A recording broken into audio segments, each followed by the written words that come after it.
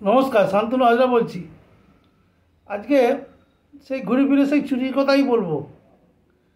এই চারিধারে টেলিভিশনে নানান মিডিয়ায় দেখা যাচ্ছে যে বাংলার এমএলএ জীবন কৃষ্ণ সাহা পুলিশের ভয় থেকে বাঁচতে আবার দৌড়েছেন, আবার মোবাইল ফেলে দিয়েছেন। এর আগে উনি মোবাইল জলে ফেলে দিয়েছিলেন, সেই মোবাইল পুকুর ছেঁচে তুলে আনা হয়েছিল। এবং এদের কোনো হেদকেদ বা এদের কোনো লজ্জা শরম নেই।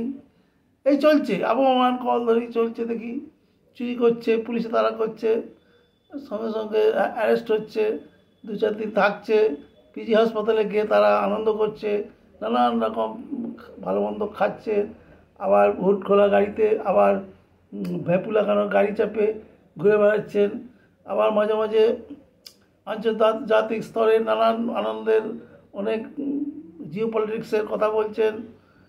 সন্ধ্যেবেলায় তারা অনেকে ছাড়া পেয়ে থাকলে টেলিভিশন বিতর্ক সভাতেও আসছেন এবং সেখানে এসে বড় বড় ডায়লগ মারছেন। এ একদম আবহমান কাল ধরে চলছে। এটাই এখন আমাদের কালচার, এটা এখন দেখা যাচ্ছে। তাই কে এই জীবন কৃষ্ণ সাহা? এই জীবন কৃষ্ণ সাহা হলো, ধরুন উনি যেখানকার এমএলএ, সেই বরগাঁ, সেই এলাকার চারিধারে যে থানাগুলো আছে সেখানে সব গরিব মুসলিমরা বাস করে। সেখানকার ছেলে মেয়েদের সব চাকরি, টাকা দিয়ে চাকরি দেবো ঠিক করে বিশাল একটা নেটওয়ার্ক তৈরি করেছিল এবং সেই টাকা তুলে নিয়ে এসেছিল। সেই টাকাই হচ্ছে মেন, সেই টাকা থেকেই যাবতীয় পার্টির ক্ষমতা চলে। তো স্বাভাবিকভাবেই জীবন কৃষ্ণ সাহায় আরেক মদন মিত্র তো ছোটোখাটো ব্যাপার, পার্থ চ্যাটার্জি ছোটোখাটো ব্যাপার, কিন্তু গ্রাসরুট থেকে টাকাটা তুলে নিয়েছিল এই জীবন কৃষ্ণ সাহার মতো বড় বড় প্লেয়াররা। সেই জন্যে এদেরকে নিয়ে পুলিশের বা পুলিশের আরও বড় বড় সংস্থা ইউপিএ তাদের দুশ্চিন্তা, এই দুশ্চিন্তা করতে করতেই এরা নানান রকম খেলাধুলোয় অভ্যস্ত হয়ে উঠেছে এবং ক্যারিকেচার দেখতে পাচ্ছি।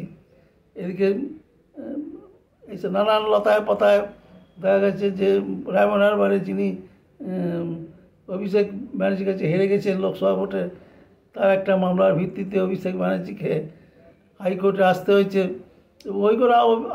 হাইকোর্টে আসবে কি, শুধু আনন্দ, শুধু মনে হয় অমিতাভ বচ্চন এসছেন কোনো পডকাস্টে, তা সবাই শিল্পী তোলার হিরিক দেখাচ্ছে। হাইকোর্ট চত্বর ভেঙে পড়ছে। তা এইটাই আমাদের দেখতে হচ্ছে এখন, এটাই এখন আমাদের দস্তুর, এটাই কালচার।